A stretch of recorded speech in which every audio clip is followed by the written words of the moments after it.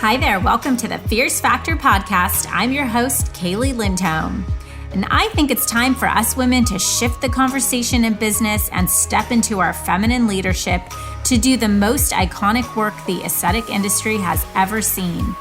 Each week, I'll be bringing a powerful dose of strategy, sarcasm, solutions, and sass that will rev up your creativity and ignite your brilliance as you link arms with me along our shared path of personal and professional growth in 20 minutes or less. Let's go. Hello, and welcome to the Fierce Factor podcast. I'm your host, Kaylee Lindholm, strategic growth advisor for female leaders in aesthetics who disrupt the status quo. And I am on a mission to help 100 intentional and inspiring women in aesthetics cross the next $1 million mark in their business this year. And I wanted to share with you a very important strategy that our clients implement in our academy to help them accomplish the goal of growing their business in a deeply satisfying, meaningful, lucrative way. And that is by focusing on disqualification. Okay. I know it might sound counterintuitive to you, but I'm telling you, when you start to think like this, start to think about what kind of boundaries you want to put into place in your business to protect the framework of your time, of your energy, of your amazing experience that you want to provide for your patients, your life and business will change. And I'll tell you this because as the former managing director of a multi-seven-figure plastic surgery institute, I was regularly hearing that price was an objection when patients were calling. And we had to learn how to stop selling. And I see a lot of our clients will come to us or our community members saying like, gosh, we need to invest in teaching my team how to sell more. We need to get better at selling. And when you really start to peel back the layers of the onion and look at why is the team not effective at selling, it really has much less to do about the team's ability to sell and more to do about A, the team's ability to identify who is a qualified buyer, and B, to understand whether that patient sees themselves as worthy of investing in themselves and that treatment or not. Okay. And so based on this phenomenon, right? Like, hello, sales is old school now. We don't have to convince patients and grab them by the hair, kicking and screaming to come in for a treatment. We simply need to have confidence in our ability to identify who's the right fit for our practice and then guide them and usher them into a place of having that consultation with us.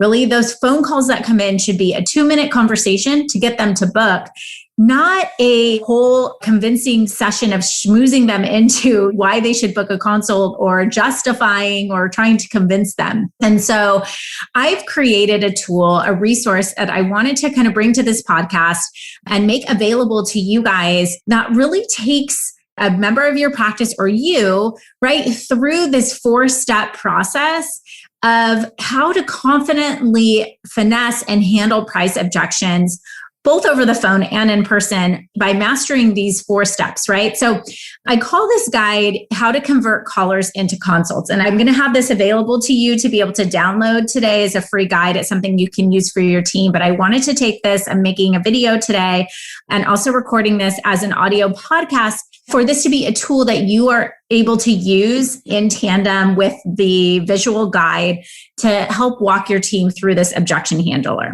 Okay. So by a raise of hands, raise your hand if someone has called your practice and said, ring, ring, ring, hello, how much is Botox? Right? You're like, duh, obviously, Kaylee, I get that call all the time. Maybe you don't, or maybe you did in the beginning and you don't anymore. But this is a common question that I get. How do we handle that? I can't not answer the question. People want to know the answer to that. And so what I want to encourage you to think about today is that patient is not calling for Botox. Okay, let's be real. Nobody wants to go and get Botox. Nobody wants to go put needles in their head or get injected with a botulism toxin, right? That patient is looking for an outcome, a solution to a problem that they may have that is related to a bigger core desire. And so I want us to really think about that and use that question as a way to really uncover what their overall concern is. Okay. So I'm going to walk you through this 4-step process. Number 1, uncover. Okay. So the primary goal here is to really reveal the patient's main concern through question layering so that we're able to move the conversation away from price to solution. All right. So remember, when a patient asks about price, what they're really asking is, does the level of which you're able to solve my problem align with what I am willing to pay? Okay. And what I want to remind you of, leader, is that price is only a question in the absence of value. Okay. So when a patient is asking about price, of course, they want to know what something costs, but price is irrelevant if the value of what they're going to spend is not going to meet the need that they have. I use the analogy of a breast implant. If someone said to me, I'll do a breast aug for you for $1, I wouldn't spend $1 because I'm not looking for a breast aug, right? But the solution needs to match the value of what is important to me. Now, if someone said, would you spend $10,000 on a facelift? I would definitely do that, right? So I'm only partially joking. So all you facelift doctors, don't start calling me 50 when I'm 50. So it is our job to take the how much question as an opportunity to showcase our unique ability to solve their problem. So during this uncovering stage, we're not going to directly go in and answer that question, how much is Botox, right? Instead, we're going to be asking questions like, well, thanks for calling, Susie. Tell me about the goal that you're looking to achieve. So when someone's calling about Botox, how do you even answer that question if you don't know how much they want, if you don't know where they want it, if you don't know if you're not totally sure Botox is going to be the solution for them, right? A lot of patients can misinterpret really what product that they need to, maybe they think Botox is a filler. They don't necessarily know. And so asking questions like, what's the goal you're looking to achieve? Or how long has this been a problem for you? Or have you addressed this problem in the past? What has worked and what didn't work? Ultimately, what you're doing here is you're unlayering questions to get to past the superficial price question down to uncovering what their problem is. Okay. And this is a twofold solution, right? So number 1, it's giving you more information about what they're looking for. And number 2, it's helping them really take a step back and think a little bit more about the complexity of their problem. It's really kind of digging into making them feel the problem a little bit more so that they are a little bit more hypersensitive to needing the solution. Okay. So in this step, what you want to be thinking about is, what is the underlying concern the patient is calling about? So once you have that question answered, then it's time to move into step 2, which is to credential. Okay. So in this step, we're using language related to our doctor or our provider's unique skills. We're going to talk about their experience, their expertise, remind the patient that they have chosen the most qualified expert to solve their underlying problem from above. So once we've uncovered what the underlying problem is, our doctor becomes an expert. Okay. So if my problem is that my boobs are saggy, right? This is where I'm going to say, Kaylee, thanks so much for calling. It's so nice to meet you. I appreciate you sharing your concerns about your saggy boobs. Sounds like this has been a problem for you for a while since you had your children. And I want to remind you that you have called, Dr. Smith is the absolute best in his field at this. He's an expert at fixing saggy boobs. Okay. So what we're doing here is we're mirroring actual words that the patient is saying to relate and resonate with them and their concerns. We're basically saying, hey, we've heard you. I heard what you're saying. I'm listening to you. And then I'm credentialing my doctor as the solution. Okay. So we're like 30 seconds into the conversation here, you guys, and I've already uncovered the problem and I've credentialed my doctor. Okay. So an example of what this might sound like is, Susie, thank you for sharing your concerns about facial aging. You are in the right hands. Dr. Smith is a board certified plastic surgeon and injector trainer for the world's top injectors. He believes in natural artistry and he will absolutely help you achieve your goal of blah, blah, blah, and be able to provide a maintenance plan for you so that you can best protect your investment. How does that sound? Of course, the patient's going to say that sounds fabulous, right? So in the exercise in this section is I want you to write down what are the 3 main outstanding credentials that you can use or your team can use to qualify your practice with every single caller. We should have these listed out, written down for our staff up front to be constantly saying on repeat. This should just literally roll off the tongue here, okay? So step 1, we're uncovering. So we're moving past the price question. We're learning about the goal. We're understanding what the goal is, how long it's been a concern. Once we have that language, then we're credentialing the practice, we're credentialing the physician, and then we're using our own top 3 really credentialing pieces or statements or sentences, expertise, specialties, proprietary methods, et cetera, right? That's where we're going to plug those into the credentialing section. Okay. So we've gone over step 1, uncover, step 2, credential.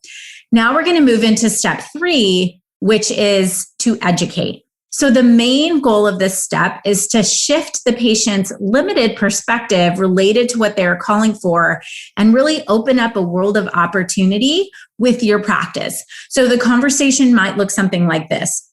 After you've already uncovered, you've credentialed, you might say, most patients expect to spend in the range of X and Y to address insert underlying problem.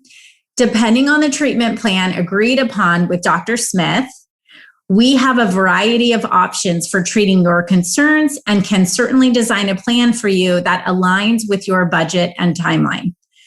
Now, I'm telling you right now, if you take nothing else from this training today, look in the mirror, get your team to stand and look in the mirror and practice saying this 10 times to yourself. We have a variety of options for treating your concerns and can absolutely design a plan for you that aligns with your budget and timeline. Okay.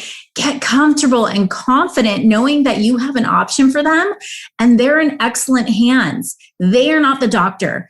The person answering the phone is not the doctor. The goal is to get this patient converted into a consultation so that the doctor can choose what treatment plan is best for them. And I think that's where we get hung up too many times is that we take that price question so literally, and many patients don't know what else to ask. They're really just trying to decide is this a place that I'm going to test out and take the time to establish trust and rapport with, right? And so part of it's just how are you communicating with them on the phone? That is just the first step. Are you listening to them? Are you reassuring them that they're calling the right place? Guys, this is not the beginning, the top of the sales funnel. Okay. This patient, you've probably already been marketing to them or they've been referred by a friend, right? They're taking the time to call your practice. There should be no question about whether they're going to book or not. If they're not ready to book, it is because they have not convinced themselves that they are worth investing in at this time. In which case, no amount of schmoozing or convincing or hand-holding over the phone is going to get them in your chair. Okay. The right solution to these conversations is to go through this 4-step process of uncovering, of credentialing, of educating, and feeling very comfortable to help explain to them that I can't answer all of your questions over the phone. What I can tell you is that you're in the right hands and that we have a variety of options for treating your concerns and can absolutely design a plan for you that aligns with your budget and timeline. Okay. So those are the first 3 steps. Now it's time for the hook. Step 4, the hook. So this is often where a big whoops happens, by the way.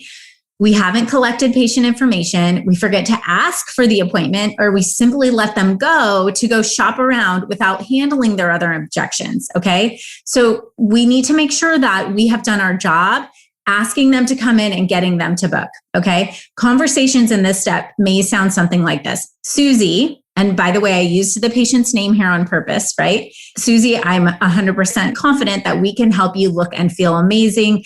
And Dr. Smith can address your XYZ problem. So let's get you booked for a consultation with Dr. Smith as soon as possible. We have X time and Y time available this week. Which one of these work best for you? Notice I didn't leave an open calendar like, when would you like to come in? No, Dr. Smith is highly sought after. Dr. Smith is busy. Dr. Smith is in demand. Okay.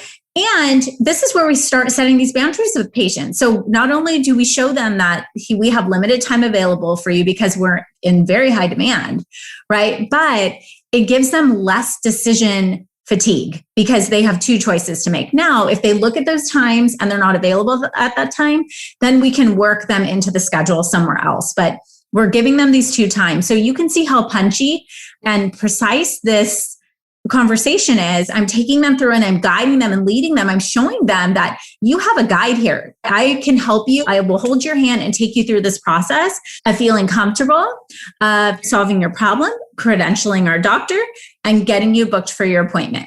Okay. Now, if there is a consultation fee, be sure to confidently note this and move on. Most practices charge a consultation fee and are certainly busy.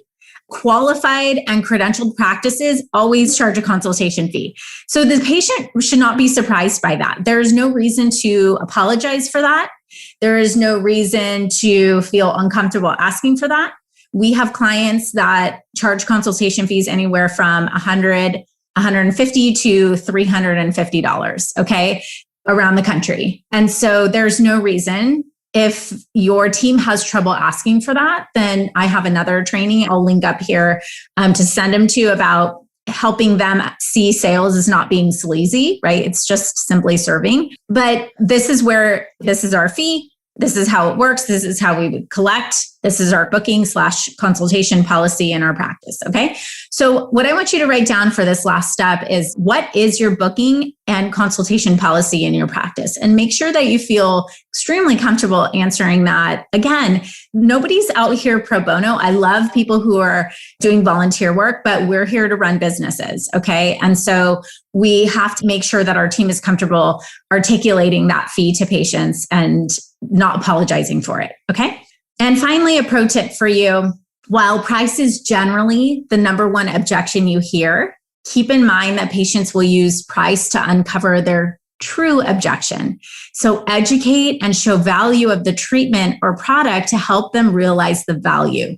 Don't hesitate to educate patients on the possible risk of buying somewhere else. I'm not saying come in immediately with that, but if you're board certified MD, or you have X amount of experience as an injector, or et cetera, or you're a physician associate and you have certain X amount of credentialing, right? Make sure your team is comfortable articulating that and understands why that puts you in a category of one versus those other competitors that are out there, okay? Here's an example in this stage. Purchasing the same medical grade skincare products at our office versus online at a cheaper site could compromise the integrity of the product.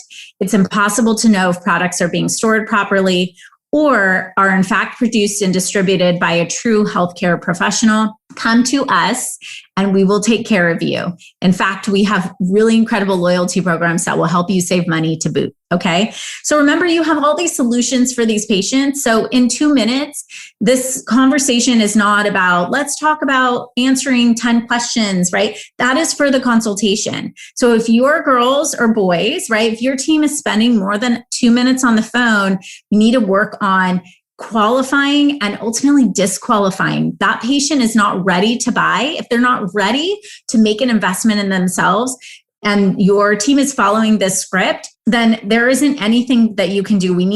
We'll get that patient in your pipeline and market to them until they're ready, but we can't pull that patient into a point convincing them. This is not a place for our team to be spending our time. Okay. So I just walked you through this guide, and hopefully this has been a helpful training. For those of you who are listening to this on audio, on podcast, I'm going to link up the resource for you to go watch the video that I'm recording, but also to download this guide for free. You can go to klcconsultants.com/callers to consults. That's callers, TO, consults, CONSULTS. klcconsultants.com/callers to consults. And I will link this up in the show notes as well. So you guys can listen to this and share this guide with your team. Please stop selling. Please stop convincing. Start disqualifying patients who are not ready and who will not be the right fit, right? Get focused. Follow that 80-20 rule, right? 80% of the patients that are going to bring you 20% of the patients that are going to be ready to invest are going to bring the most revenue to your practice. So let's get focused. I hope this is a helpful tool for you. I know that this has been a really great resource for our team and for our clients. So thanks so much for tuning in today, and I'll talk to you next week. Thank you for joining me for this episode of The Fierce Factor. If you enjoyed the show, please make sure you subscribe so you can automatically get new shows every week. I'd also love it if you left us a review. And come join the conversation online. If you're an aesthetic industry owner, operator, or leader, please join my free Facebook group, The Tribe of Fierce Aesthetic Leaders, a community of ambitious, purpose-driven professionals who collaborate and share best practices for growth in business and life. I'm honored you tuned in.